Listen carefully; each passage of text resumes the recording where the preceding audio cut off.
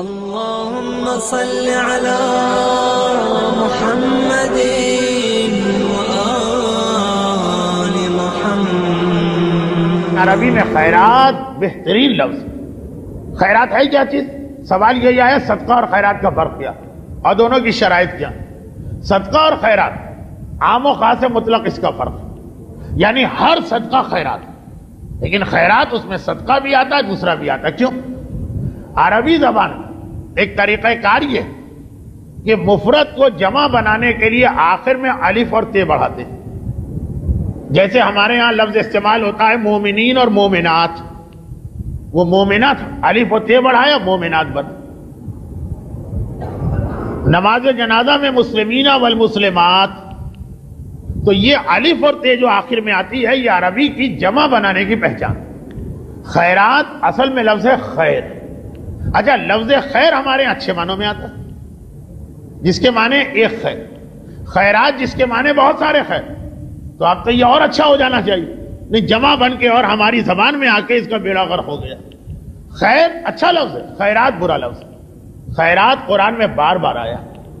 ائمہ طاہرین کی شان یہ بتائی گئی ہے کہ وہ لوگوں کو خیرات کا حکم دیتے۔ کیا مطلب؟ کوئی راستے میں فقیر ملے سگنل وگنل پر، اس پر 10 پیسے یا 1 روپیہ دے دینا؟ نہیں، خیرات خیر کی جمع، یعنی نیکیاں خیر کی جمع۔ تو خیرات اسلامی زبان میں ہر نیکی کو کہتے ہیں۔ نماز خیرات، روزہ خیرات، حج خیرات، مومن کے کام آنا خیرات، احترام والدین خیرات، رشتہ دار سے صلہ رحمی خیرات، اسی طریقے سے راہ خدا میں جہاد کرنا خیرات، راہ خدا میں پیسے خرچ کرنا خیرات، صدقہ دینا خیرات، خمس دینا خیرات۔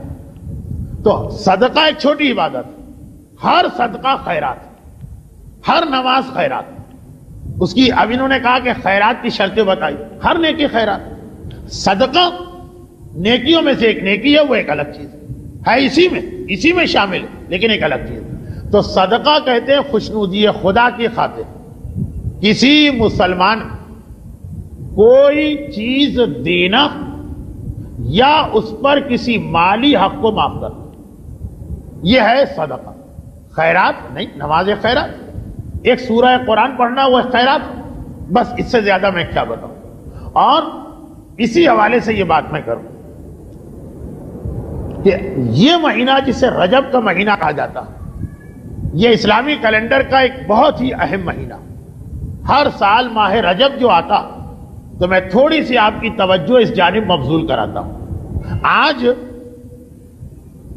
مجھے ایک ایسے موضوع پہ تقریر کرنا کہ جس میں رجب کے بارے میں زیادہ کہنے کی گنجائش نہیں، لیکن ایک آدھ جملہ فقط اس لیے کہہ رہا ہوں کہ آئندہ اتوار کو جب رجب کے بارے میں کچھ کہنے کا وقت ہوگا ہمارے پاس، تب یہ والا مسئلہ ہاتھ سے نکل چکا ہو۔ کون سا؟ وہ ابھی میں عرض کر رہا ہوں کہ اسلامی کیلنڈر رجب، شعبان، رمضان، یہ 3 مہینے ایک دوسرے سے ملے ہوئے ہیں۔ جو تبدیلی ہمارے یہاں رمضان کے حوالے سے آتی ہے، اللہ کی یہ خواہش ہے کہ وہ تبدیلی رجب سے شروع ہو جائے، اور بالکل اسی انداز سے کہ جیسے کھیلوں کے مقابلے میں اکثر یہ کہا جاتا، مثلا ریسنگ کا مقابلہ،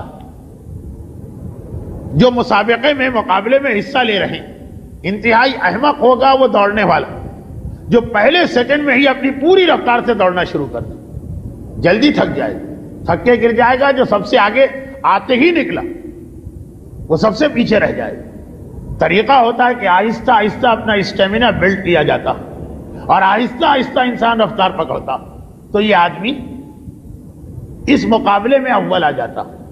گھوڑوں کی ریس میں بھی یہی طریقہ، اور شاید باقی کھیلوں میں بھی یہی طریقہ، جو آتے ہی اندھا دھند اپنا بلہ گھمانا شروع کر دیتا۔ کرکٹ ورکٹ میں کچھ نہیں جانتا ہوں، لیکن آج کل چونکہ سیزن اس کا آیا ہوا تھا، اس اعتبار سے وہ کبھی جمع تو بہت اور کبھی اڑا تو پہلی بال، اور اس کے مقابلے میں جو واقعاً اس کے ماہرین وہ کہتے ہیں اننگ اس کی بنتی ہے جو ہوشیاری کے ساتھ سوچ سمجھ کے آغاز کرتا، آہستہ آہستہ، اس کے بعد وہ زیادہ دیر تک ٹک سکتا۔ یہ ساری مثالیں اس لیے کہی جا رہی ہیں کہ آپ جس معاشرے میں رہتے ہیں ان میں انہی مثالوں سے بات سمجھ میں آئے گی۔ رمضان وہ مہینہ ہے کہ جس وقت مومن کو پوری رفتار سے دوڑنا ہے روحانیت کی طرف، لیکن رمضان کا چاند آتے ہی پوری رفتار سے دوڑیں تو وہی حالت ہے جو ہمارے معاشرے کی ہوتی. ہمارے معاشرے میں رمضان میں بالکل الٹا ہوتا. شروع رمضان میں ہر ایک میں جوش و خروش، آخر میں ہر آدمی رمضان سے تھکنے لگتا. جو آخری تاریخ رمضان کی افضل ترین تاریخ ہے، تھکاوٹ پیدا ہو جاتی. اور دیکھیے اسی کا یہ نتیجہ ہے کہ ایک تماشا بن جاتا ہے رمضان. کیا تماشا بنتا؟ بھائی رمضان کے بارے میں ہر آدمی جانتا کہ رمضان روحانیت کو ترقی دینے کا مہینہ ہے، تزکیہ نفس کا مہینہ ہے، طہارت کا مہینہ. اب جب تزکیہ اور طہارت کا مہینہ تو ہونا کیا چاہیے کہ شروع رمضان میں آدمی اتنا پاک نہ ہو جتنا آخر رمضان میں. جیسے آپ کسی مریض کو اسپتال میں داخل کریں گے تو جس دن داخل ہوا اس دن اس کی حالت خراب ہونا چاہیے، اور جتنے دن رہے گا روز بروز اس کی حالت بہتر ہو تو کہا جائے گا علاج صحیح ہو رہا. اور جس دن اس کو ڈسچارج کیا جائے اس دن بالکل صحت یاب تو کہا جائے گا کہ اس نے اسپتال سے فائدہ اٹھایا. اور اگر جس دن آپ نے داخل کیا اس دن تو وہ بہتر نظر آ رہا، اور جس دن وہاں سے نکالا گیا اس دن پتا چلا کہ قبر میں پہنچنے کے قریب ہو گیا، آپ کہیں گے علاج ناکام ہو گئے. یہی کہا جائے گا. اگر کوئی آدمی انتہائی میلا کچیلا اور اسے ہم نے صاف ستھرا بنانے کے ایک بار غسل خانے میں ڈھکیل دیا، اگر صحیح طریقے سے نہا کے آیا تو جب باہر آئے گا تو پہلے کے مقابلے میں زیادہ صاف ستھرا ہونا چاہیے. اور اگر پتا چلا کہ جاتے وقت اتنا میلا اس سے زیادہ میلا بن کے باہر نکلا تو آپ کہیں گے تم نہائے نہیں، پتہ نہیں کیا کرتے رہے، دروازہ بند تھا ہم دیکھ تو نہیں رہے، لیکن تم نہائے تو قطعاً نہیں، اور زیادہ میلے ہو کے آ رہے. رمضان روح کی کثافت اور روح پہ چڑھی ہوئی گناہوں کی گندگی ہونے کا مہینہ.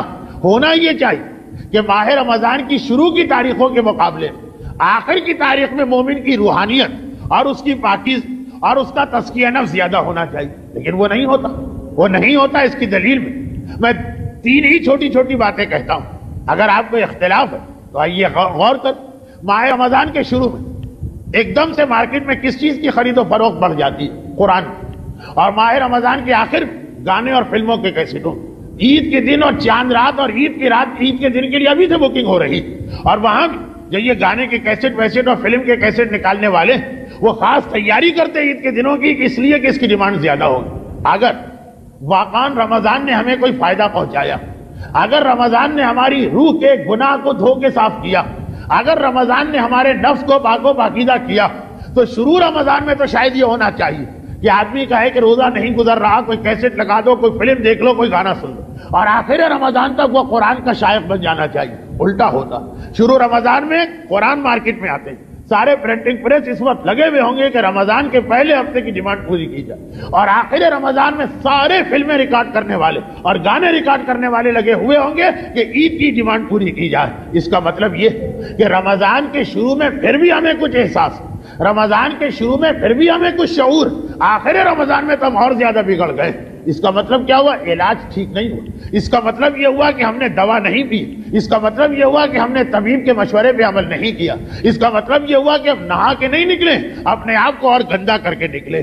دوسری مثال سن لیجیے. پہلی رمضان کیا حالت ہوتی ہے مسجدوں میں؟ فجر کی نماز بھر جاتی ہے مسجد، اور جو آخری رمضان فجر کی نماز ہر آدمی قضا کرتا ہے. نماز عید سے پہلے ایک لائن نظر آئے گی آپ کو جو فجر کی قضا نماز پڑھ رہے ہیں. سارا رمضان تم نے حاصل کیا کیا؟ یہی حاصل کیا کہ عید کے دن ہی فجر کی نماز پڑھ لینا.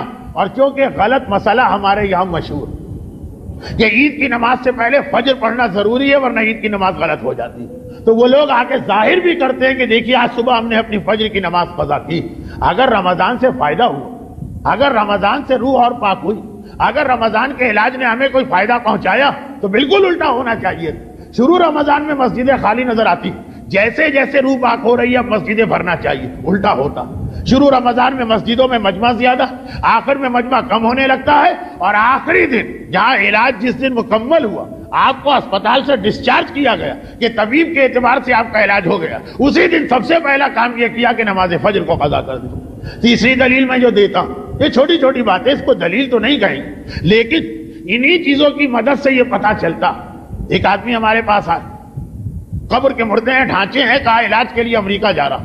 2 مہینے بعد ملے، ہم نے دیکھا اور حیرت زدہ رہ کہ واقعا کتنا اچھا آپ کا علاج ہوا. لگ ہی نہیں رہا ہے کہ آپ وہ پرانے والے، بالکل صحت آ گئی ہے، جسم بھی بھر گیا ہے، آدمی کے اندر وہ ایکٹیونیس بھی نظر آ رہی ہے. یہ ہونا چاہیے عید کے دن. ہوتا کیا؟ ہوتا یہ ہے کہ شروع رمضان، دیکھیے بعض اوقات کچھ غلط مسئلے ہمارے یہاں مشہور ہو جاتے ہیں تو اس سے معاشرے میں خرابی ہوتی، اور بعض اوقات کچھ غلط مسئلے مشہور ہو جاتے ہیں تو خدا کا شکر ادا کرنے کو دل چاہتا کہ غلط مسئلے کی وجہ سے صحیح یہ کچھ کر تو رہا، اس سے معاشرہ اچھا ہو جاتا۔ مثلا ہمارے یہاں ایک چیز یہ مشہور ہو گئی کہ عدے میں عورت کسی نامحرم کے سامنے نہیں آ سکتی۔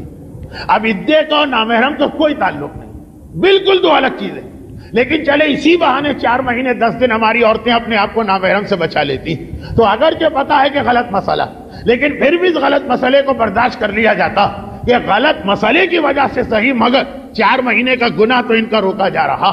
جس طریقے سے ابھی میں نے مثال دی کہ بہت سی جگہوں پہ یہ مشہور کہ جب تک کہ آدمی اپنی فجر کی قضا نہ پڑھے نماز جمعہ یا نماز عید نہیں پڑھ سکتا، اگرچہ ایسا کوئی مسئلہ ہے، لیکن چلے غنیمت ہے اسی غلط مسئلے کی وجہ سے جو جمعہ پڑھنے آتے ہیں اپنی کم از کم ایک فجر کی قضا تو پڑھ جاتے ہیں جو آج صبح کی، ایک عید کی قضا تو پڑھ جاتے ہیں کہ جو آج صبح کی۔ غلط مسئلہ ہمیشہ نقصان دیتا، لیکن کبھی کبھار اس کی وجہ سے فائدہ ہو جاتا۔ جیسے یہ ایک مسئلہ مشہور کہ اگر کسی نے حج کی رقم میں سے خمس نہیں نکالا تو اس کا سارا حج غلط ہو گیا، اگرچہ یہ مسئلہ ایسا نہیں، لیکن چلے پھر بھی برداشت کر لیا جاتا ہے، چلو اسی وجہ سے صحیح وہ آدمی اپنے 70,000 میں سے 14,000 تو خمس دینے کو تیار ہو گیا، جس پر ویسے تو 14 لاکھ واجب، لیکن غلط مسئلے کی وجہ سے کہ میرا حج غلط ہو جائے، ایک رقم تو اس نے نکالی، اتنا تو اس نے بوجھ کم کیا، اتنا تو اس نے گناہ معاف کیا۔ اور اسی میں ایک چیز یہ بھی جو اب میں کہہ رہا ہوں، یہ دوسری بات کہ جیسی میں نے ابھی تقریر کر لی، ایسی تقریر سننے کے بعد تو لوگ چونک گئے، اچھا اب تو ہم یہ بھی نہیں کریں گے، تو آج پتہ چل گیا کہ ان دونوں کا تعلق ہی نہیں۔ لیکن میں صرف یہ بتانا چاہ رہا تھا، اب پتہ نہیں یہ بھی میں نے آج صحیح بات کی کہ غلط بات کر لی، وہ 4 مہینے کی عورت کے حجاب کو بھی کہیں ختم نہ کر دیا جائے کہ اچھا مولانا نے یہ کہا کہ نامحرم کا عدے سے تعلق نہیں، تو بلا وجہ اتنے دن بیٹھے ہوئے تھے، اب نامحرم کے سامنے بھی آئی۔ لیکن جو میں بات کہہ رہا تھا وہ یہ کہ اسی میں غلط فہمی پائی جاتی، اور وہ یہ کہ جب تک کہ روزہ اتنے عرصے میں داڑھی منڈوانا صحیح نہیں ہے، ورنہ روزہ غلط ہو جائے گا۔ چنانچہ رمضان کے شروع میں بہت ساری داڑھیاں نظر آ جاتی فقط اس وجہ سے کہ اگر ہم نے یہ داڑھی نہیں رکھی تو کہیں ایسا نہ ہو کہ ہمارے روزے غلط ہو جائے۔ اب ہونا کیا چاہیے؟ رمضان کے شروع میں داڑھیاں نہ ہو، عید کا دن جب آئے تو سارا دیدار ماحول، روزے دار ماحول وہ داڑھی کے ساتھ ہو، علاج کا فائدہ، روح پاک ہو گئی، تزکیہ نفس ہو گیا، گناہوں سے آدمی دور ہو گیا، بالکل ایک نیا صحت مند آدمی بن کے آ گیا۔ نہیں، پورے رمضان داڑھی رکھنے والے، وہ جو پوری چاند رات ہوتی ہے، نہ اتنے مصروف کیوں ہوتے؟ وہ اسی لیے ہوتے ہیں کہ سب کو داڑیاں صاف کر کے عید کے دن آنا، عید کی نماز کے اندر داڑھی منڈوا کے آنا۔ تو ہم نے دیکھا کہ سارا مہینہ بلکہ رمضان کے شروع میں زیادہ جوش کے ساتھ نماز فجر پڑھنے والے، پہلا دن جو آیا جس دن اس کو روحانیت کے اسپتال سے ڈسچارج کیا گیا، اسی دن نماز قضا کر۔ سارا مہینہ اپنے آپ کو قرآن کی طرف لے جانے والا جو پہلی رات اور اگلا دن آ رہا، اب وہ گانے کی طرف، اب وہ فلموں کی جانب دوڑا جا رہا۔ سارا مہینہ جبکہ شروع رمضان میں اس کی روح گناہوں سے نجس، داڑھی رکھنے والا عید کے دن داڑھی منڈوا رہا۔ کیا مطلب؟ ہم نے اسپتال میں ہم بھرتی رہے، ڈاکٹر نے ہم کو نکال دیا کہ اب تمہارا علاج نہیں، صحت یاب ہو کے ہم نہیں نکلے ہیں، بلکہ شاید اور زیادہ حالت خراب ہو کے ہم کو نکالا گیا۔ رمضان آخر یہ فائدہ ہمیں حاصل کیوں نہیں ہو رہا؟ اسی لیے کہ رمضان تک پہنچنے کے لیے ایک رفتار بنانا پڑتی، ایک قسم کا اپنے آپ کو بلڈ کرنا پڑتا، اور وہ سلسلہ رجب سے شروع ہوتا۔ رجب اس میں اعمال آ گئے، شعبان اعمال بڑھ گئے، رمضان اور اعمال بڑھ گئے۔ ان 3 مہینوں کو اگر صحیح طریقے سے استعمال کیا جائے، اگرچہ جب تک کہ ظہور امام نہیں ہوگا اس وقت تک ہم یہ نہیں کہہ سکتے کہ دنیا سے سارے گناہ مٹ جائیں، گناہ رہیں گے، مگر رجب سے لے کے رمضان تک اگر اس کورس کو کر لیا جائے، آج کل یہ لفظ بہت استعمال، فلاں دوا ہے لیکن اس کا کورس ہے، یہ آپ کو پورا کرنا پڑے گا، وہ فلاں آپ گولیاں کھائیے تو ایک مرتبہ بوڑھے سے جوان ہو جائیں گے، سفید بال کالے ہو جائیں گے، گنجے کے سر پہ بال اگائیں گے، مگر کورس ہے 2 شیشیوں کا یا 3 شیشیوں کا مسئلہ، کالی لڑکی سفید ہو جائے گی اور پتہ نہیں کیا کیا، کچھ اخبارات میں عجیب عجیب اشتہار آتے ہیں۔ تو اسی طرح سے روحانیت کا ایک کورس، وہ خالی رمضان نہیں، وہ رجب سے شروع ہوتا، رمضان میں جا کے مکمل ہوتا، اور آہستہ آہستہ رفتہ رفتہ باقاعدہ ایسا لگتا ہے جیسے اسلام ایک ماحول بنا رہا۔ رجب و شعبان میں زیادہ عبادتیں چھپا کے کرنا، رمضان کے اندر یہ چھپی چھپی عبادتیں کھلتی، ایک سلسلے سے، ایک ترتیب سے، ایک طریقے سے، تب جا کے فائدہ ہوتا۔ یہ تو نہیں ہوگا کہ سارے معاشرے سے سارے گناہ ختم ہو جائیں، ہر آدمی معصوم جیسا بن جائے، لیکن وہ بھی مذاق نہیں ہوگا کہ سارا مہینہ نماز کے لیے دوڑ کے جانے والا عید کے دن ہی نماز قضا کر رہا، اور سارا مہینہ داڑھی رکھنے والا چاند رات کو ہی داڑھی منڈوا رہا، اور سارا مہینہ قرآن کی تلاوت کرنے کا شوق رکھنے والا عید ہی کی رات گانے کے کیسے ڈھونڈ رہا۔ اتنا مذاق بھی نہیں ہوگا۔ اس کے لیے یہ رجب شروع ہو چکا، اور رجب کے بارے میں ایک لفظ یہ عرض کر دیا جائے کہ ماہ رجب کو روایتوں ایک اور نام بھی دیا گیا، رجب کے کئی نام، ایک دوسرا نام بھی، اس کا دوسرا نام ہے ماہ اسد، سواد کے ساتھ، الف سواد بے، ماہ اسد۔ اسد کے ایک عجیب معنی، اسد کے معنی ہوتے ہیں کوئی چیز انڈھیلنا۔ رجب کا نام جب امام نے ماہ اسد رکھا، الشہر الاسد، عربی میں مہینے کو شہر کہتے ہیں۔ راوی نے پوچھا مولا کس لیے؟ یہ آخر انڈیلنا اس کا کیا مقصد؟ امام نے اس کا جواب دیا، اور جواب کیا دیا؟ جواب یہ دیا کہ باقی سارا سال لوگ رحمت طلب کرتے، خدا ان کو رحمت دیتا۔ رجب کا مہینہ وہ ہے کہ جس میں رحمت دی نہیں جاتی ہے، رحمت انڈیلی جاتی ہے۔ مانگنے پر دینا اور کوئی چیز انڈیلنا، ان دو لفظوں کو ذرا ذہن میں لے کے آئیے، کتنا فرق نظر آ رہا۔ رحمت خدا ملتی نہیں کہ معلوم ہے ان کو تھوڑی ان کو نہیں، رحمت خدا انڈیلی جا رہی بھر بھر کے۔ ایک مرتبہ امت پہ رحمت خدا کو انڈیلا جا رہا، پھر بھی اگر انسان اس رحمت خدا کو نہ پا سکے تو اس سے زیادہ بدقسمت اور کون ہوگا؟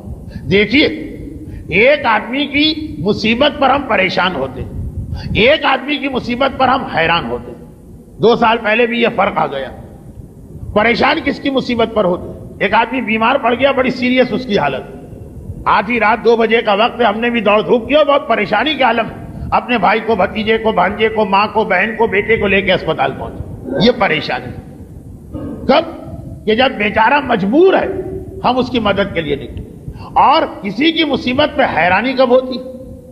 حیرانی اس وقت ہوتی ہے کہ جس آدمی پہ مصیبت آئی، مصیبت کو دور کرنے کی چیز اس کے بعد رکھی ہوئی، اس کے سامنے پڑی، وہ اسے استعمال نہیں کر رہا، اور سر پیٹ پیٹ کے کہہ رہا ہے کہ ہائے بھائی کوئی میرا ساتھ نہیں دے رہا۔ ایک آدمی پریشانی کے عالم میں، اس کو اسی وقت رات کے 2 بجے اسپتال جانا، اس کے پاس کوئی سواری نہیں، اور وہ پریشانی کے عالم میں ہمارا دل دکھا، ہم اپنی گاڑی لے کے آئے، تم چلو ہمارے۔ دوسرا آدمی بھی اتنا ہی پریشان ہے، مگر اس کی ہم سے اچھی گاڑی گھر کے دروازے پہ کھڑی، اور کہہ رہا ہائے کوئی میری مدد نہیں کرتا، اور کیسا سفید خون ہو گیا لوگوں کا، اور کیسا معاشرہ ہو گیا، مجھے یہاں سے اسپتال نہیں لے جاتا۔ ہم پریشان نہیں ہوں گے، ہم حیران ہوں گے۔ غریب جا کے کہیں گے بھائی خیریت تو ہے، گاڑی اور ہم سے اچھی گاڑی تمہارے پاس، کیوں اسے استعمال نہیں کر رہے؟ وہ کہے گا بھائی میں اپنی گاڑی کو زیادہ استعمال نہیں کرنا چاہتا، کہیں گھس نہ جائے، کہیں نقصان نہ پہنچ جائے، تو ہم اس کی مدد نہیں کریں گے۔ ہم کہیں گے جب تمہارا یہ، ہم بے وقوف و بدھو تو نہیں، ہمیں کوئی مس یوز تو نہیں کر سکتا۔ تو جب ایک آدمی کے پاس کوئی چیز ہے جس سے وہ اپنی پریشانی دور کر سکتا ہو، دور نہ کر رہا۔ ایک آدمی درد ہوا، بڑا شدید درد، پین کلر چاہیے، نہیں ہے اس کے پاس، ہم دوڑ کے لاتے۔ ایک آدمی کے سامنے پورا ڈبہ پڑا ہوا ہے پین کلر کا، اس کو ہاتھ نہیں لگا رہا، ہم پریشان نہیں ہوں گے، حیران ہوں بھئی کیا اس میں کمی ہے، کیا اس میں خرابی ہے، کیوں اس کو استعمال نہیں کر رہے؟ تو مصیبت زدہ لوگ عام مہینوں پریشان حال ہو تو ان کی پریشانی میں دل دکھتا، اور ماہ رجب میں اگر کوئی پریشان حال ہو تو اس کی حالت دیکھ کے حیرانی ہوتی۔ رجب جیسا مہینہ، رجب جیسی فضیلت کی راتیں، رجب جیسے قبولیت دعا کے دن، رجب جیسے اعمال، اسے تو استعمال کر نہیں رہے، اور ساری دنیا میں فریاد اور پریشانی کی بات کرتے پھر رہے۔ امام بھی یہ جملہ استعمال کر چکے۔ ماہ رجب میں جو پریشان نظر آتا، اس کی پریشانی کو دیکھ کر ہم ہی نہیں، امام بھی حیران ہیں، ارے تجھے رجب جیسا مہینہ مل گیا۔ اور ایک بات میں اشارتاً اور ضمناً کہہ دوں، اور وہ یہ کہ اس ماہ رجب کچھ ایسے ہمارے ملک کے معاشی حالات بنے، down sizing, right sizing, golden hand shake, اور اس کے علاوہ جبری ریٹائرمنٹ، اور اگر الگ الگ اصطلاحات، بڑی موٹی موٹی سرخیوں کے ساتھ اخبارات، کتنے ہی صاحبان ایمان تلوار کی طرح، تلوار اور اندھے کی تلوار، کہ جس کی زد میں جو آ گیا، چاہے وہ حق رکھتا ہو چاہے وہ حق نہ رکھتا ہو، اس انداز کا جو ماحول بنا دیا گیا۔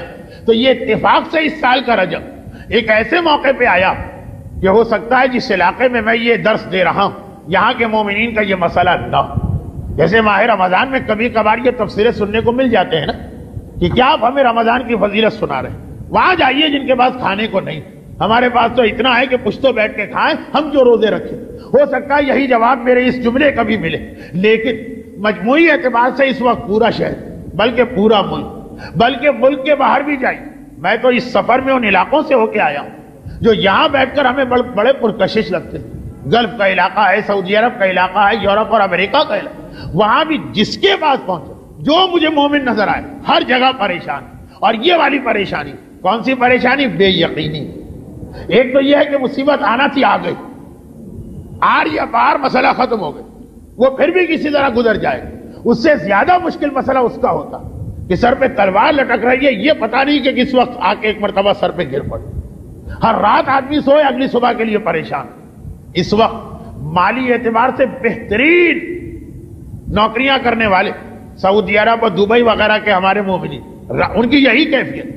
اور پاکستان میں بھی گزشتہ دنوں میں کچھ ایسے واقعات پیش آئے جو روایتوں میں جب آئے تھے تو لوگ مذاق اڑاتے تھے کہ صبح آدمی گھر سے نکل کے آفس جا رہا، سوچ بھی نہیں سکتا، اور پتہ چلا 1 گھنٹے کے اندر اندر یہ مسئلہ ہو گیا۔ اچھا، جس میں مصیبت آ گئی وہ الگ بات، اس کا تو امتحان ہو گیا، اب تو جو کچھ بھی مصیبت آ گئی اس کے بعد کہوں۔ اس کی وجہ سے باقی لوگ جو بے یقینی میں ہوتے جو اس مصیبت سے بچ گئے، مگر بچنے کے نتیجے میں اب بے یقینی آ گئی، کل کیا ہو، پرسوں کیا ہو، اگلے مہینے کیا ہو۔ یہ والی کیفیت 2 سال پہلے جب ماہ رجب کے عنوان پر میں نے تقریر کی، دیکھیے یہ جملہ میں کھل کے نہیں کہنا چاہتا، اس وقت بعض صاحبان ایمان سیاسی حالات کی بنا پر اپنی جوان اولاد کی جانب سے بڑے پریشان تھے، اور وہی رجب کے مہینے سے پہلے کی پریشانی تھی، مجھے اب تک یاد، کیونکہ پچھلے سال ماہ رجب ان والدین نے آ کر مجھے یاد دلائے کہ مولانا آپ نے پچھلے سال ماہ رجب میں اولاد کے حوالے سے بات کی تھی، اور اس وقت ہمارے دل کو لگی، ہم نے وہ عمل کیا، اور 1 سال میں ناممکن ممکن بن گیا۔ اور اس دفعہ جو ماہ رجب داخل ہوا تو معاشی اور اقتصادی حالات جو بے روزگار کر دیے گئے ان کے لیے، اور جو ابھی بے روزگار نہیں کیے گئے ان کے لیے بے یقینی کی تلوار جو لٹک رہی، اور ماہ رجب داخل ہو گیا۔ ہو سکتا مصلحت الہی میں یہ بھی ایک طریقہ کہ جس وقت کبھی اپنے مخلص بندوں کو غافل پاتا تو جھٹکے دیتا، ایک مرتبہ ایک امتحان میں مبتلا کر دیتا کہ ویسے مجھے یاد نہیں کرتے تو چلو اس بہانے سے صحیح یاد کرو۔ کافروں کے لیے نہیں، منافقوں کے لیے نہیں، ان کو تو خدا ان کی غفلت میں چھوڑ دیتا، اور زیادہ اس غفلت میں مبتلا رہنے دیتا، اور بڑھا دیتا ہے ان کی غفلت، مخلص بندے۔ چنانچہ آپ نے بیماری کے حوالے سے سنا، بیماری اسی لیے آتی ہے جھٹکا لگ، یاد آ جائے خدا۔ آپ نے پریشانیوں کے حوالے سے سنا تو شاید، کون آدمی یقین کے ساتھ کہہ سکتا، شاید جب بھی ماہ رجب قریب آ رہا ہوتا ایک مرتبہ کچھ ایسی کیفیت پیدا ہو جاتی کہ خدا توجہ مبذول کرانا چاہتا کہ دیکھو دینے والا دینے کو تیار ہے، اور دینا چاہیے مانے انڈیلنے کو تیار ہے اپنی رحمتیں، لیکن توجہ تو دو، خیال تو کرو کون ہے، کیا مہینہ ہے، کیا تمہاری ذمہ داری۔ اور چونکہ ماہ رجب اہم ترین چیز ہے عمل ام داؤد، یہ اتنا اہم عمل ہے کہ علماء کرام اس کو منع کرتے ہیں ہرکس و ناکس نہ کر، جب واقعاً اس کی ضرورت پیش آ جائے۔ عمل ام داؤد یہ ہے کہ اگر کوئی شخص اپنی اولاد کے بارے میں کوئی پریشانی رکھتا ہے، بھی بڑا مشکل عمل، بہت سے لوگ شروع کرنا چاہتے تھے، حوصلہ ہار بیٹھے، 3 دن تو روزے ہوتے، قرآن کے کتنے لمبے لمبے سورے پڑھنا ہوتے، اور خاص حکم ہے کہ ماں یہ عمل کر، مجبور ہو جائے تو نیابت میں عمل کروایا جا سکتا، جو کہ جب آئندہ ہمارا درس ہوگا تو عمل ام داؤد کی تاریخیں نکل چکی ہوں، 13، 14 اور 15 رجب۔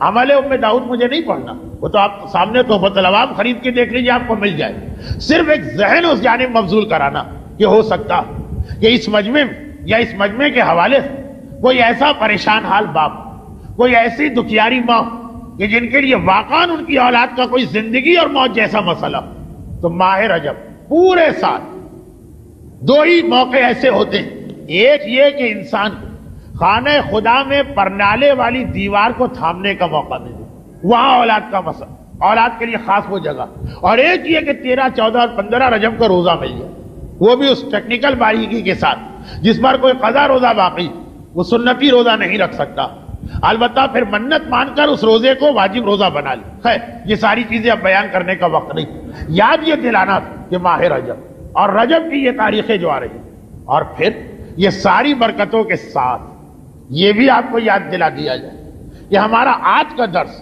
8 رجب کا ایک عجیب موقع پہ ہو رہا، جب کل بھی ایک ولادت تھی اور کل بھی ایک ولادت ہونے والی، یعنی تاریخ ولادت آنے والی، دونوں کل۔ اردو کے اندر لفظ کل ماضی اور مستقبل دونوں کے لیے آتا ہے۔ کل عباس علمدار کی ولادت کی تاریخ منائی گئی، اور کل جو آنے والی ہمارے نویں امام محمد تقی علیہ الصلوۃ والسلام کی تاریخ ولادت، یہ درس بالکل بیچ میں آ رہا۔ ایک اس شخصیت کی ولادت کہ اگر شریعت کی طرف سے سخت ترین پابندی نہ ہوتی تو یقیناً ہم انہیں معصوم کہتے، اور چاہے کتنی ہی شریعت پابندی لگا دل میں پھر بھی خیال یہ آتا کہ اگر جناب عباس کو معصوم نہ سمجھا جائے تو پھر وہ کیا غیر معصوم گناہگار ہے معاذ اللہ۔ مگر کیا کیا جائے، اس امت کے لیے عصمت 14 کے عدد میں اس طرح سے منحصر کر دی گئی کہ یہ ہمارے عقیدے میں شامل ہو گئی ہے، خالی عمل کی بات نہیں۔ یہ عقیدے کے اعتبار سے 14 کے علاوہ کسی کو معصوم نہیں کہہ سکتے۔ محاورتاً بچوں کو بھی معصوم کہا جاتا ہے، فرشتوں کو بھی معصوم کہا جاتا ہے، لیکن شریعت کی اصطلاح میں معصوم فقط 14۔ لیکن دل نہیں مانتا، جناب زینب کبریٰ کا نام آئے، جناب عباس کا نام آئے، جناب علی اکبر کا نام آئے، معصوم نہیں تھے تو پھر کیا کہیں گے؟ ہاں، علماء نے کہا ایک لفظ ہے محفوظ عن الخطا، جو مختصر کر کے کہا جاتا ہے محفوظ۔ ایک معصوم ہے، وہ اتنی سخت پابندی آ گئی ہے کہ دل مطمئن نہیں ہو رہا ہے، پھر بھی ہم 14 تک محدود رکھیں، پھر ان کے لیے لفظ محفوظ۔ بہرحال جس طریقے سے زینب کبریٰ کو ہم صاحبہ عصمت صغریٰ کہتے ہیں کہ اگر شہزادی کی طرح کی معصومہ نہ صحیح تب بھی معصومہ صغریٰ تو ہیں، جناب عباس علمدار اگر ائمہ طاہرین کی طرح سے معصوم نہیں ہے تب بھی ان معنوں میں یقیناً معصوم ہے جو عصمت صغریٰ کہلاتی ہے۔ اور آنے والا دن کل، یعنی کل جو رات شروع ہوگی، وہ تو ہے ہی اس امام کی ولادت کی رات کے جو یقیناً معصوم، اور ایسا معصوم کہ معصوم ہونے کے باوجود تہمت اس پر بھی لگائی گئی اور تہمت اس کی ماں پہ بھی لگائی گئی۔ ہمارے چہاردہ معصومین کے سلسلے میں ہمارا نواں امام اس اعتبار سے بہت ہی زیادہ مظلوم ہے کہ یہ وہ امام جن کی والدہ پہ تہمت آئی تھی۔ ان کا ایک لقب معصومین نے کہا کہ یہ شبیہ مریم، بئی معنی اسی معنی کہ جس طرح جناب مریم پہ تہمت آئی تھی، یا اے مریم لقد جئتک بشیء فریہ، سورہ مریم کی آیت۔ ساری قوم کہہ رہی ہے کہ مریم تو غیر شادی شدہ، بیٹا کیسے پیدا ہو گیا؟ اور ویسی ہی تہمت ہمارے 10ویں امام کی والدہ پہ بھی لگائی گئی، اور کس نے لگائی تھی اور کیوں لگائی تھی؟ دو بہت ہی اہم سوال۔ میرا ایک طریقہ کار ہوتا ہے کہ جو ولادت کی یا شہادت کی اہم تاریخ اس کی مناسبت سے بات کرتا ہوں، یہ دونوں تاریخوں کا خیال کر کے ہمیں آگے بڑھنا، اس لیے بہت مختصر، مگر اسی بہانے سے ان معصومین کا تذکرہ ہوتا رہے تو کچھ نہ کچھ ہمارے بچے یاد رکھ پائیں گے کس نے لگائی اور کیوں لگائی۔ 8ویں امام کے بھائیوں نے لگائی۔ 8ویں امام کے بھائی کا مطلب کیا ہوا؟ 7ویں امام کی اولاد، جو دینی اصطلاح سادات موسوی کہلاتے ہیں۔ اور کیوں لگائی؟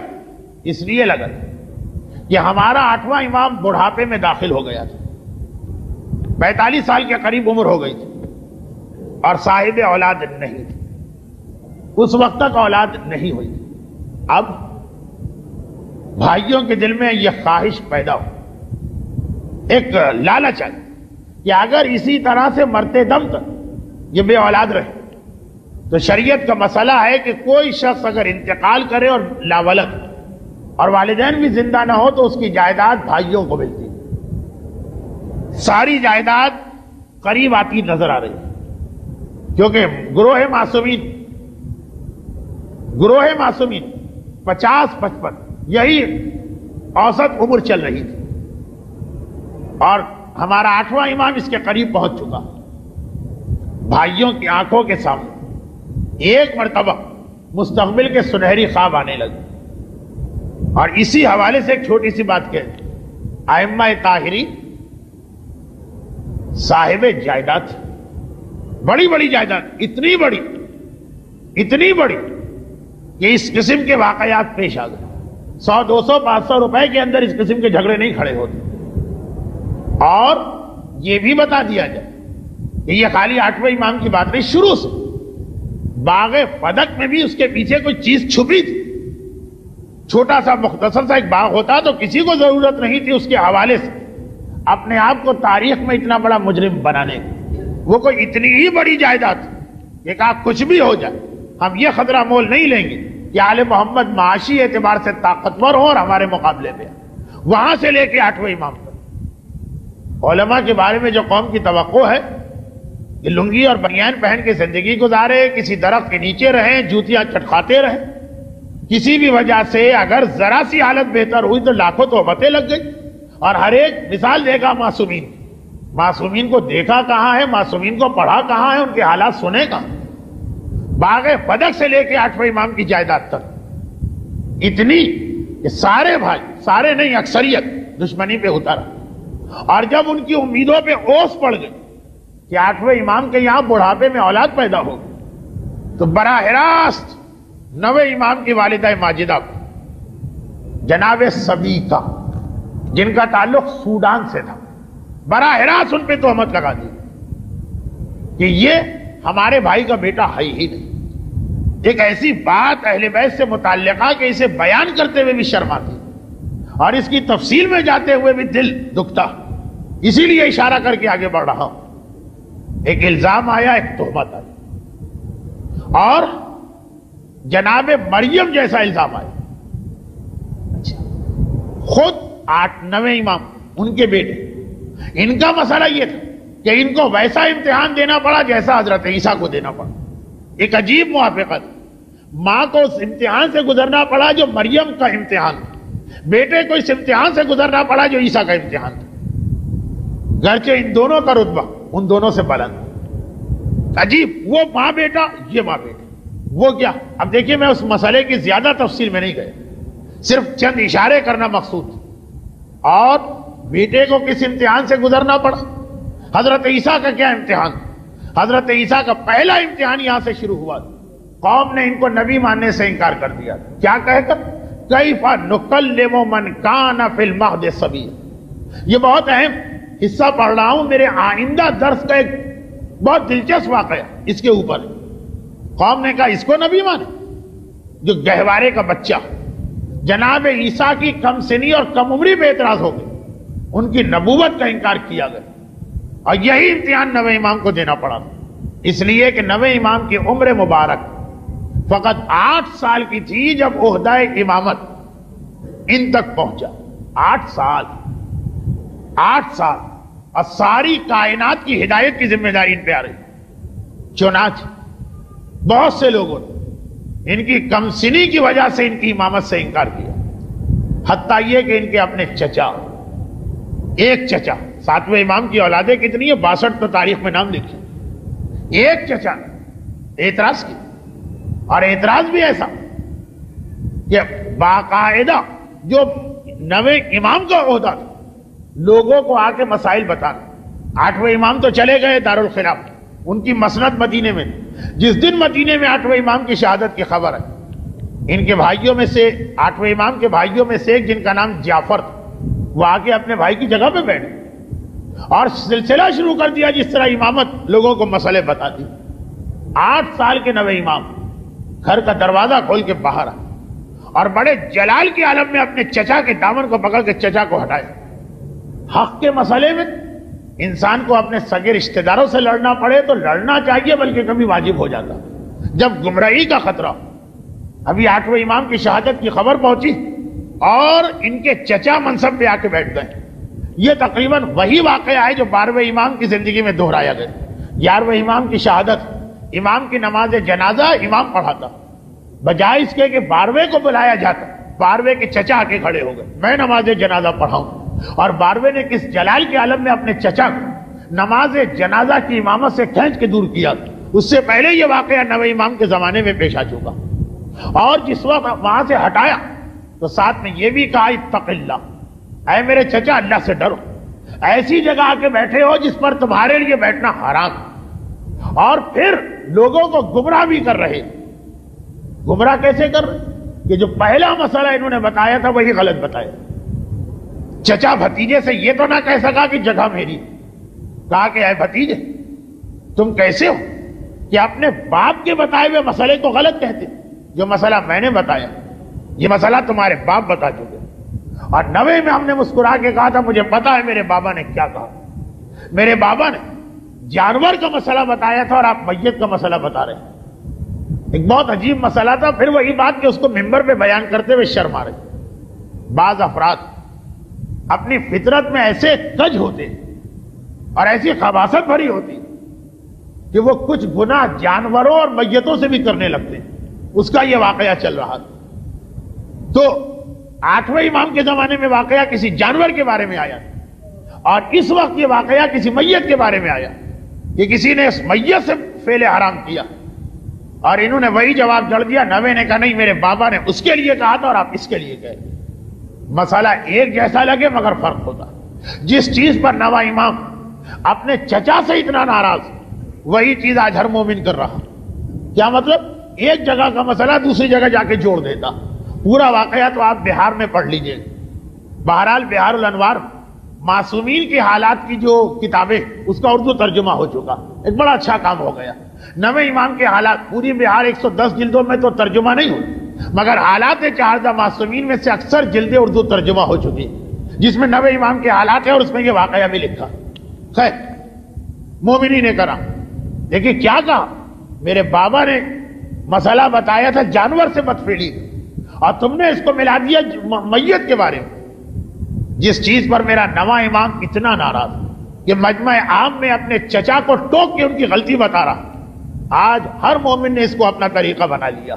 الا ما شذ و ندر، سوائے ان لوگوں جو آنکھیں بند کر کے صرف حکم امام کی پیروی کرتے. مثلا زکوٰۃ سونے اور چاندی میں واجب، وہی سارے مسائل کرنسی نوٹ پہ لائے جاتے. پوچھا جائے یہ دو الگ چیزیں ہیں، روایت میں کہیں تذکرہ ہے؟ کا تذکرے کی کیا ضرورت؟ جو اس زمانے میں سونے اور چاندی کی حیثیت تھی واج نوٹ کی حیثیت. یہ وہ چیز تھی کہ جس کا سلسلہ شروع تو بہت پہلے ہوا لیکن نویں امام کی حالات میں خاص اہمیت کے ساتھ آ رہا. نماز جمعہ معصوم کی موجودگی میں اس کی جتنی اہمیت ہے کہ 3 جمعہ میں شرکت نہ کرنے والا کافر تک قرار دیا گیا، اسی کو لا کے غیبت امام میں بھی جوڑا جا رہا. وہی حدیث ہے. یہ خیال کیے بغیر کہ نماز جمعہ میں غیبت امام اور حضور امام میں کتنا فرق. نواں امام برداشت نہ کر سکتا اور ایک بار کہا کہ اچھا اول تو جہاں آ کے بیٹھے وہاں بیٹھنا تمہارے لیے حرام اور پھر بیٹھ کر بھی لوگوں کو گمراہ کر رہے. یہ کہہ کے اپنے چچا کو اٹھا دیا. یہاں سے لے اپنی زندگی کی آخری سانس تک نویں امام جو مسلسل پیغام دیا اس میں ایک پیغام بہت اہم تھا اور وہ یہ تھا کہ شریعت خدا کو کھیل نہ بناؤ. دنیا میں کھیلنے کے لیے اور بہت ساری چیزیں، جاؤ چلے جاؤ ادھر جا کے کھیلو، کوئی تم سے کچھ نہ کہے مگر شریعت کو اپنا کھلونا نہ بنا کہ جس کا دل چاہا شریعت میں دخل دے دے، جس دلیل سے چاہا حکم خدا میں حلال کو حرام اور حرام کو حلال کر دیا. مسئلہ شرعی بتانا اتنی آسان چیز نہیں. جب آپ کسی کو ایک مسئلہ شرعی بتاتے تو گویا آپ کیا کہتے؟ آپ یہ کہتے کہ مجھے پتا ہے کہ خدا نے یہ حکم نازل کیا. اتنا بڑا یہ جملہ ہے، اتنا بڑا آپ کا دعویٰ کہ واقعاً آدمی کانپ اٹھے صحیح مسئلے میں اور کہا وہ غلط سلط مسئلے. یا ارسطو اور سقراط و بقراط بن کے ادھر کی بات ادھر جوڑ کے جو آدمی بات کہتا. اچھا ہمارے یہاں دیکھیے 2 چیزیں. ایک یہ چیز کہ کچھ لوگ ایسے ہوتے ہیں ہر مسئلے میں ٹانگ اڑانا اپنی ذمہ داری سمجھتے ہیں اور ایسی ذمہ داری کہ بڑے سے بڑے مراجع کی توہین کرنے میں ان کو کوئی باک نہیں. اچھا اس کے برعکس دوسرے لوگ بھی ہوتے. یہ وہ لوگ جو کسی بھی مسئلے کی تفصیل سننا ہی نہیں چاہتے. ان سے اگر کبھی آپ کسی مسئلے کی تفصیل بتائیے کہ انہوں نے آ کے ایک مسئلہ پوچھا کہ بھائی فلاں کا کیا حکم اور ذرا تفصیل بتائے گا چھوڑیے بھائی آپ لوگ تو دین کو بڑا مشکل بنا رہے. بنی اسرائیل کی گائے نہ بنائیے، چھوٹا سا مسئلہ ہے چھوٹا سا جواب دے دیجیے. لیکن نہ یہ طریقہ اسلام ہے نہ وہ طریقہ اسلام. اور دونوں کی نفی میرے اس نویں امام نے کی جن کی ولادت کا جشن آپ کل منائیں. ادھر چچا غلط سلط مسئلے بتائے تو امام نے ڈانٹا, اور ادھر آ کے دیکھیں 8 سال کا امام, بنو عباس کا دربار.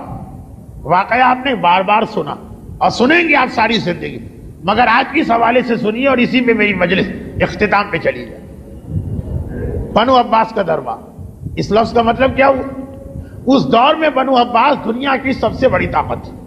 بنو عباس کے دربار کا مقصد یہ ہے کہ دنیا کی سب سے بڑی طاقت کا دربار سجایا گیا اور 70,000 علماء بلائے گئے, اور ان سارے علماء سے یہ کہا گیا کہ اپنا ایک نمائندہ مقرر کرو جو اس 8 سال کے بچے سے مناظرہ کرے.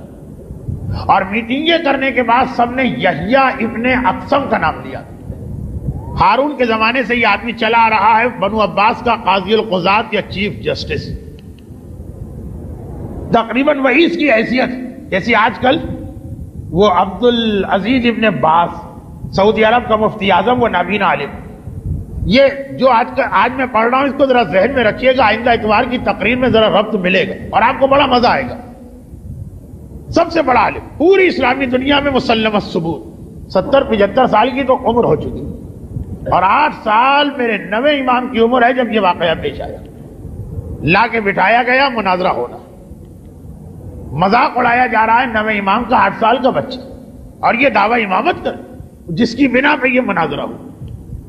ایک بار امام نے یحییٰ ابن اقسم سے کہا کہ یہ بتا پہلا سوال تو کرے گا کہ میں کروں.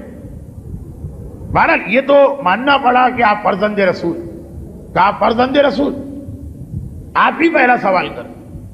فقہ میں آسان ترین مسئلے یہ سمجھے جاتے ہیں, نگاہ ڈالنے کے مسئلے. پوری شریعت میں کل 5 مسئلے, جس نے 5 مسئلے یاد کر لیے پوری اس کے پاس شریعت کا یہ حصہ. امام نے یہ آسان ترین مسئلہ پوچھا, آپ کا سنا ہوا اس کے بعد والے مسئلے کے حوالے سے بات کرنا. کہا اچھا سن, ایک آدمی نے صبح سورج نکلتے وقت ایک نامحرم ایک عورت کو دیکھا جو اس کے لیے حرام تھی, دیکھنا حرام. چاشت کے وقت, سورج کے چڑھنے کے وقت جو دعائے ندبہ کا وقت, دوبارہ اسی عورت کو دیکھا, یہ اس کے لیے حلال تھی. ظہر کے وقت اس کو دیکھا, اسی عورت کو دوبارہ حرام ہوگا. عصر کے وقت اسی عورت کو دیکھا, پھر دیکھنا حلال ہوگا. مغرب کے وقت اس عورت کو دیکھنا حرام تھا.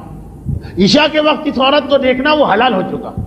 آدھی رات کو دیکھا تو دیکھنا حرام تھا, فجر کے وقت دیکھا تو دیکھنا حلال ہوگا.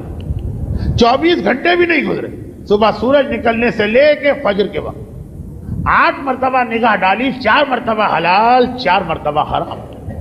8 سال کا بچہ شریعت کے آسان ترین مسئلے 80 سال کے قاضی القضات اور 70,000 علماء اسلام کے نمائندے سے پوچھ رہا. سر جھک گیا, ماتھے پہ پسینہ آ گیا, ہاتھ جوڑ کے کہا فرزند رسول میں نہ سمجھ پایا, آپ ہی اس مسئلے کو حل کریں. اور امام نے حل کی. کہا کہ ایک شخص ایک دن صبح کے وقت جب سورج نکل رہا ایک کنیز کو دیکھا. کنیز کو دیکھنا بھی حرام ہے, وہ عورت. چاش کے وقت اس کو جا کے خرید لیا, اس کے مالک سے خرید لیا, اپنی کنیز ہو گئی, اپنی کنیز کو دیکھنا حلال. ظہر کا وقت آیا, راہ خدا میں اس کو آزاد کر دیا, آزاد ہو گئی, اجنبی عورت بن گئی, بالکل آزاد, دیکھنا حرام تھا. عصر کے وقت اس سے شادی کر لی, نکاح کر لی, بیوی ہو گئی, حلال ہو گئی. مغرب کے وقت اس سے زہار کر لی, یعنی کہہ دیا کہ تو ماں کی مانند, حرام ہو گئی. لیکن زہار میں نکاح نہیں ٹوٹتا ہے, کفارہ دینا پڑتا. عشاء کے وقت اس کا کفارہ دے دیا, وہ جو ہے کہ 60 غریبوں کو کھانا کھلاؤ اور جو کچھ, حلال ہو گئی. آدھی رات کو اسے طلاق دے دی, طلاق ہوتے بیوی حرام ہو گئی.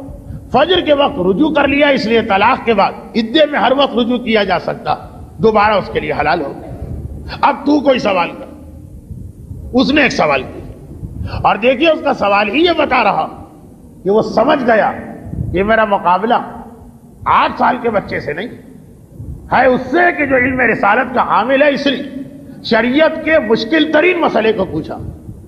پوری شریعت حج کے مسئلے بڑے مشکل مانے جاتے ہیں, اور حج میں بھی کفاروں کے مسئلے مشکل ترین مسئلے. بڑے سے بڑے مجتہد سے بھی پوچھیے گا, وہ کہے گا ٹھہر جائیے میں کتاب دیکھ کے بتاؤں. کفاروں کے مسئلے کہ کیا کفارہ. اس نے سوال وہاں سے کیا جو بتا خود اس بات کا چھپا ہوا اعتراف کہ بچہ نہیں سمجھ رہا ہے, تبھی شریعت کے مشکل ترین مسئلے کو دریافت کیا. کہا فرزند رسول, ایک آدمی احرام پہنے ہوئے تھا اور اس نے شکار کر لیا, بتائیے کیا کفارہ. امام مسکرا, کہا کہ تو نے سوال تو کیا, مگر یہ تو بتا کہ جس شخص نے احرام کی حالت یہ شکار کیا تو یہ احرام اس نے عمرے کا پہنا تھا کہ حج کا پہنا تھا؟ یہ شکار اس نے حرم کی سرزمین میں کیا تھا کہ ہل کی سرزمین میں کیا تھا؟ یہ شکار اس نے رات کے وقت کیا تھا کہ دن کے وقت کیا تھا؟ آمدن یہ شکار کیا تھا کہ بھولے سے یہ عمل ہو گیا؟ شکار کرنے والا بالغ تھا کہ نابالغ تھا؟ شکار کرنے والا آقا تھا کہ کسی کا غلام تھا؟ شکار کرنے والے نے پہلی مرتبہ شکار کیا کہ اس احرام میں پہلے بھی یہ غلطی کر چکا؟ جو شکار کیا تو کوئی چوپایا تھا کہ اڑنے والا پرندہ تھا؟ جس کا شکار کیا وہ گھریلو یعنی پالتو جانور تھا کہ جنگلی تھا؟ جو شکار کیا گیا تو جانور بڑا تھا کہ جانور چھوٹا تھا؟ جو شکار کیا گیا تو یہ اپنے عمل پر مصر ہے, ضد کر رہا ہے کہ میں نے صحیح کیا کہ نادم. اس طرح سے 17 شقیں امام نے نکالی. یہ ایک مرتبہ یحییٰ ابن اقسم مبہوت ہو کے رہ گیا, آنکھیں پھٹ گئی, منہ کھلا کا کھلا رہ گیا. گھبرا کے کہا کہ فرزند رسول کیا ان کی الگ الگ مسئلے ہیں؟ امام نے کہا سٹ, اور ایک ایک شیخ کو اس کے بعد امام واضح کر رہے ہیں. لیکن جو بات مجھے آپ سے کہنا تھی وہ یہ کہ یحییٰ ابن اقسم نے ایک مرتبہ گھبرا کے کہا فرزند رسول آپ اس مسئلے کی وضاحت کر. ہمارے یہاں اگر کوئی شخص کسی عالم کے پاس جائے اور جا کر کہے کہ مولانا صاحب میں حج پہ گیا تھا اور مجھ سے غلطی ہو گئی, ایک شکار ہو گئی, اور وہ 17 میں سے 3 باتیں بھی پوچھ لیں تو سامنے والا چڑھ کے کہے گا کہ اتنی آسان شریعت کو آپ لوگ کتنا مشکل بنا رہے ہیں. ارے میں نے ایک سوال پوچھا تھا, آپ نے بنی اسرائیل کی گائے بنا دیا. یہی علماء نے تو بیڑا غرق کیا, اسی لیے تو نوجوان نسل اسلام سے بھاگتی ہے, اسی لیے تو لوگ آج کل بے دین ہو رہے ہیں. کتنا لمبا لیکچر اس مولوی کو آپ پلا کے آ جائیں. امام معصوم 70,000 علماء کے سامنے اس ایک بات کو بھی واضح کر رہے کہ مسئلہ پوچھنے کا بھی طریقہ ہوتا ہے, اور شریعت اسلامیہ ایک مسئلے کے سینکڑوں پہلو ہوتے ہیں. ہر ایک کو ذہن میں رکھ کے تمہیں سوال کرنا. ادھر اپنے چچا کو ڈانٹا اور کہا کہ اے چچا ادھر کی بات ادھر نہ جوڑیے, یہ الگ مسئلہ تھا وہ الگ مسئلہ. اور یہاں یحییٰ ابن اقسم کو ڈانٹا کہ شریعت آسان ہے, مگر آسان کا مقصد کاہلی نہیں ہے, آسان کا مقصد لاپرواہی نہیں ہے, آسان کا مقصد سستی نہیں ہے. شریعت کے احکامات پوری تفصیل کے ساتھ عمل کرنا پڑتے. اگر 10 تاریخ اصل تو ولادت کا جشن آپ کل منائیں, اس حوالے سے یہی ایک بات ذہن میں بیٹھ جائے کہ احکامات شریعت, کیونکہ مجھ تک یہ بات پہنچی نہیں ہے یہاں باب العلم کے حوالے سے, لیکن اتنا تجربہ تو ہے کہ کتنے ہی لوگ یہاں کے درس کے پہلے حصے پہ چڑھتے ہوں اور اکتاہٹ میں مبتلا ہوتے ہوں اور بوریت کے نعرے اپنے دل میں لگاتے ہوں, اور بعض اوقات لوگ یہ بھی سمجھتے ہوں کہ آسان دین کو مشکل بنایا جا رہا, اور ہاں اور نہ میں جواب دینے کے بجائے ایک سوال کے جواب میں آدھے گھنٹے کی کہانی دہرائی جا رہی. اگر اتنا بھی سمجھ میں آ گئے کہ دین آسان کا مطلب لاپرواہی نہیں, سستی نہیں ہے, کاہلی نہیں ہے, یہ مطلب نہیں ہے دین آسان کا کہ جہاں ذرا سا دماغ پہ زور پڑنے لگے تو آپ کہیں کہ ہم اسے سننے کو تیار نہیں. 10ویں امام کے 2 واقعات آپ نے سن لیے. اپنی طرف سے شریعت خدا کے احکام میں دخل نہ دینا. اگر امام کا چچا بھی یہ عمل کرتا تو مجمع عام میں ڈانٹ کے امام اس کو اٹھا دیتے. اور شریعت آسان, مگر آسان کا مقصد یہ نہیں کہ حکم خدا کو اتنی لاپرواہی کے ساتھ لیا جائے. نہیں, حکم خدا اس کی ساری تفصیلات اور اس کی ساری گہرائی میں جانا پڑے گا. تبھی تو 1 گھنٹے مسائل پر بحث کو 70 سال کی سنت عبادت سے افضل قرار دیا گیا. لیکن یاد رکھیں کہ یہ جو خرابی ہمارے یہاں, اس کی بھی بنیاد کہیں اور ہے. بس آخری جملہ, اور اس کی بنیاد یہ ہمارے یہاں بنیاد ہی صحیح نہیں رکھی جاتی. یہ ساری گڑبڑ کیوں ہوتی؟ ساری گڑبڑ یہ ہوتی کہ ہمارے بچے عورتوں کے جس ماحول میں ہوش سنبھالتے ہیں وہاں اتنی لغویات اور اتنی خرافات اور اتنے دل سے بنائے ہوئے مسئلے رائج. ہمارے یہاں کا ماحول یہی اور ہونا بھی چاہیے. بچے کی پہلی تربیت گاہ اس کی ماں کی آغوش, اس کے بعد بھی اس کی زندگی کے ابتدائی چند مہینے اور سال اس ماحول میں گزرتے ہیں کہ جہاں چاروں طرف خواتین.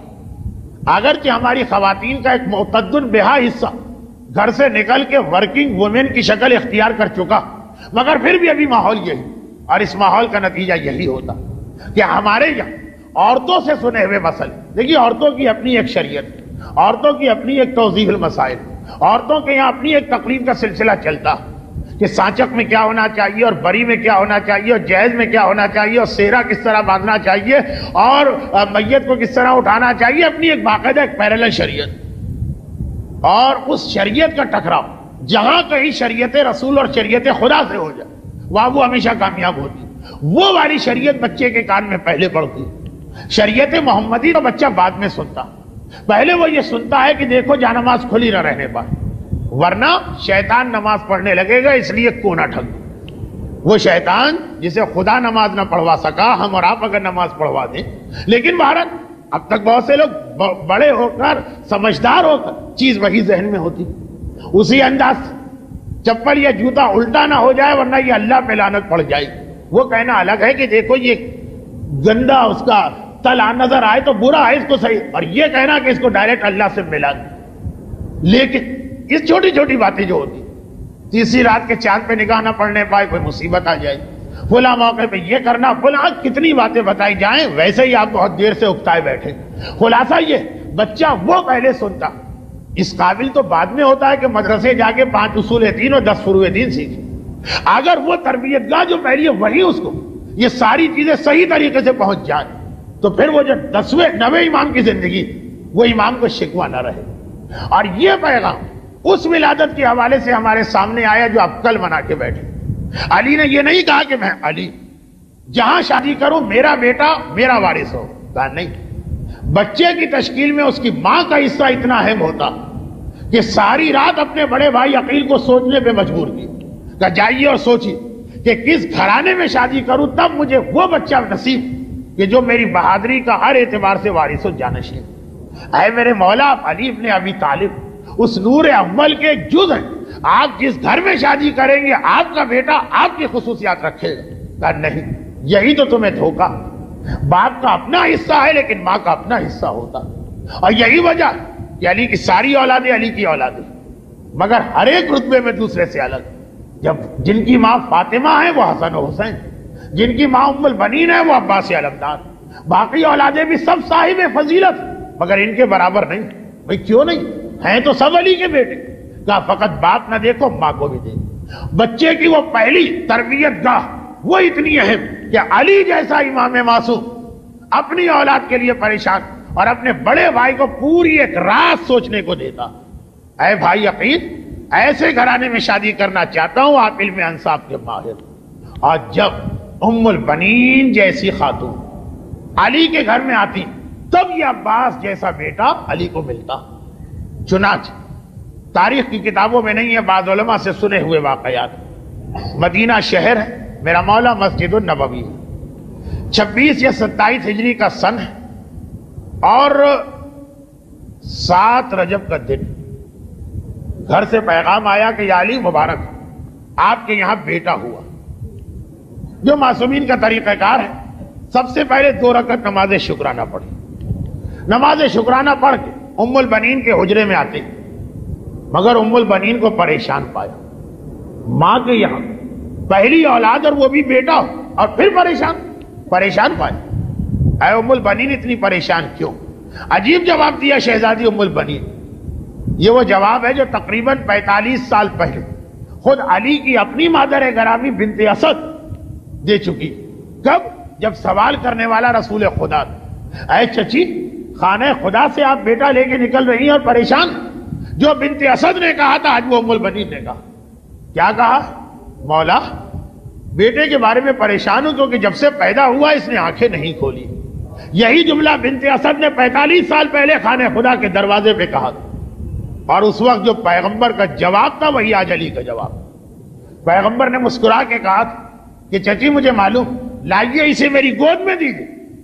ابھی 2 دن کے بعد 3 دن بعد آپ یہی واقعہ سن رہے ہوں، شب 13 رجب علی رسول کی گود میں گئے تب آنکھیں کھولی تاکہ اس دنیا پہلی زیارت چہرہ رسول کی زیارت۔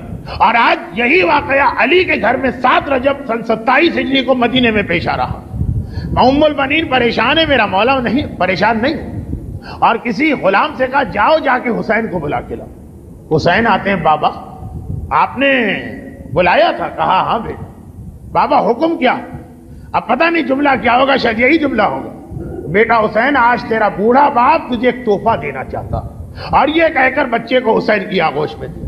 ادھر بچہ حسین کی گود میں گیا اور وہ ماں جو پریشان ہے کہ آنکھ کیوں نہیں کھولتا، بچے کی آنکھ کھلی، اور اس دنیا میں جو سب سے پہلا منظر اس نے دیکھا وہ چہرہ حسینی تھا۔ تبھی تو عاشور کی سے پہل جب حسین عباس کے سرانے پہنچے تھے تو عباس کا یہی جملہ تھا، بابا نے مجھے یہ بتایا تھا کہ جب میں پیدا ہوا تو پہلی زیارت آپ کی آقا یہ چاہتا ہوں کہ دنیا سے جاؤں تو آخری زیارت بھی آپ ہی کی کروں، مگر مجبوری کیا ہے؟ ایک آنکھ میں تیر لگا اور ایک آنکھ میں خون جمع، تیر لگ چکا، خون صاف ہو سکتا، اس میں بھی عباس بھلا حسین کو زحمت دے، مگر کیا کرے، بازو بھی کٹ چکے ہیں، خون صاف ہو تو کیسے؟ بس ایک بار آنکھ کھولی، دنیا میں پہلی زیارت حسین کی۔ علی نے کہا حسین بیٹا ذرا بچے کو دوبارہ میری گود میں دینا، اذان اور اقامت کے مرحلے سے فارغ ہو۔ چہرہ دیکھا، کہا ہے بالکل ویسا جیسا میں چاہتا ہوں، اور اللہ کا رسول کہہ گیا تھا کہ جب یہ بچہ پیدا ہو تو اس کا نام عباس رکھنا۔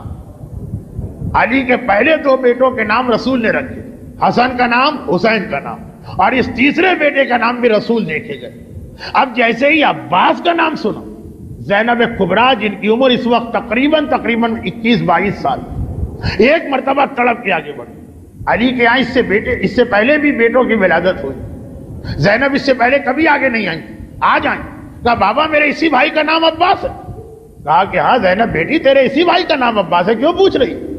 کہا بابا اگر اس کا نام عباس ہے تو اسے ایک لمحے کے لیے میری آغوش میں دے دی۔ 21 سال کی بہن، یہ کہ ماں اور بیٹے کے درمیان عمر کا جو فرق ہوتا، گود میں لیا اور عباس کے کان پہ منہ رکھ کے پتہ نہیں بڑی بہن کیا کہنے لگی۔ علی مسکرا دی، زینب بیٹی اتنے جلد؟ ابھی 1 گھنٹے کی عمر بھی نہیں ہوئی، کیا بات چیت شروع ہو گئی بھائی سے؟ کیا باتیں شروع ہو گئی؟ گھبرا کے کہا کہ بابا ابھی نہیں، ابھی میں نے خود کچھ نہیں کہا، ایک بہت پرانی امانت میرے پاس تھی اسے ادا کیا۔ 15 سال سے زینب انتظار کر رہی۔ علی نے کہا بیٹی زینب کون سی امانت؟ کہا بابا جب اماں کا آخری وقت آیا تو گھر میں کوئی نہ تھا، حسن و حسین تو روزانہ نانا کی قبر پہ بیٹھ جاتے تھے اور علی ان کو ڈھونڈنے گئے تھے، خالی زینب تھی۔ اماں نے مجھے بلایا تھا اور بلانے کے بعد کہا تھا کہ زینب بیٹی تیرا ایک بھائی عباس نام کا پیدا ہوگا، جب عباس پیدا ہو تو عباس سے کہنا عباس فاطمہ زہرا تمہیں سلام کہتی ہے، میں نے اپنی ماں کا سلام اپنے چھوٹے بھائی کو پہنچایا۔ اے عباس کل تمہاری ولادت کا دن تھا، کتنے خوش قسمت، تمہاری اپنی حقیقی ماں ام البنین اتنا خوش نہ تھی جتنا کل فاطمہ زہرا خوش تھی۔ فاطمہ نے ہمیشہ عباس کو اپنا بیٹا کہا، عباس میرا لخت جگر، عباس میرا لال، عباس میرا بیٹا۔